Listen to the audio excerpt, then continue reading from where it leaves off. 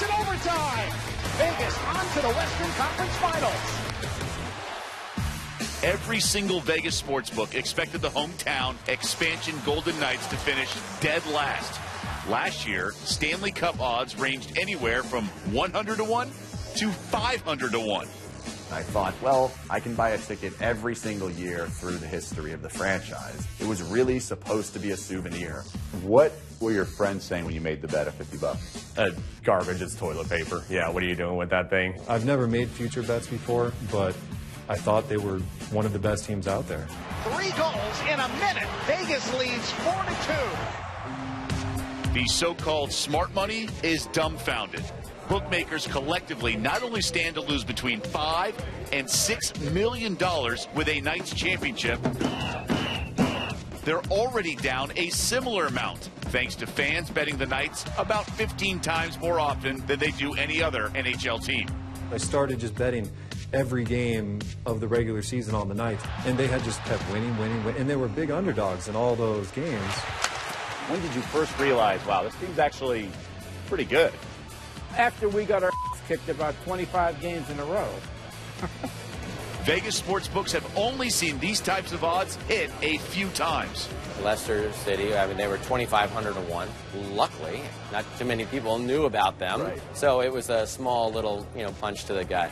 The 1991 World Series. In 1990, both those teams, I think, finished 6th or 7th in their division. So those odds at 200 to 1 just stayed there the entire year. In 1999, when the Rams won the Super Bowl, they were a huge long shot. I wish Kurt Warner would have stayed bagging groceries. Yeah, we lost pretty good with that one.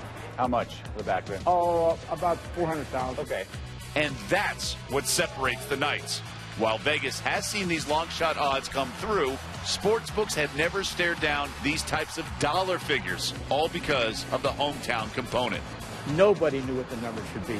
We never even made a number on any expansion teams before. So this was all new. Because the Knights are so popular with betting that every game they play, people bet them no matter what. And we got crushed in all of their games on the way there. Fans holding these magical tickets have a dilemma. By wagering against the Knights to win the Cup, they can hedge their bet and still walk away with a sizable profit. Absolutely not. There's no way. I can't live with the fact of thinking that I bet on the other team somewhere along the way. I could never bet against them. It'd feel like cheating on my wife. I think the odds makers are going to be just fine. They'll bounce back. Not shedding any tears? Nah, I'm not going to shed any tears for them. So be honest. Are you rooting for the Golden Knights? I would love for them to get to the finals and lose in the 7th game. I have mixed feelings about it. You have to take care of your book. So it's business first, and I get to wear my fan hat later. If they hoist the cup in Las Vegas, I will be down at that parade on the strip with my resume in hand. That's a great finishing line. And Doug is with us, fresh from Las Vegas, here with us on SportsCenter. What stood out to you most while going out to the desert and reporting that piece? It's just new territory across the board. I mean, think about it. Fans can go to the games and have money on the game. They can even bet from their phones between periods on in-game betting. Now, one measure of a team's popularity or a game's significance is the sportsbook face-off. We know in sportsbooks or even sports bars, there's walls of TVs, different games going on. But you can only hear the broadcast of one game. And Golden Knights games are winning that face-off. Last week, during the NBA playoffs, first time that the sportsbooks have to air the audio of a hockey game instead of an NBA playoff game.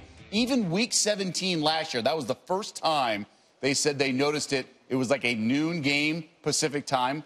Golden Knights were in Toronto to face the Maple Leafs, and they wanted the audio of that game instead of NFL game, which is so different than what's happened in the past. Wow. If that doesn't say it, nothing will. Trumping even the mighty National Football League.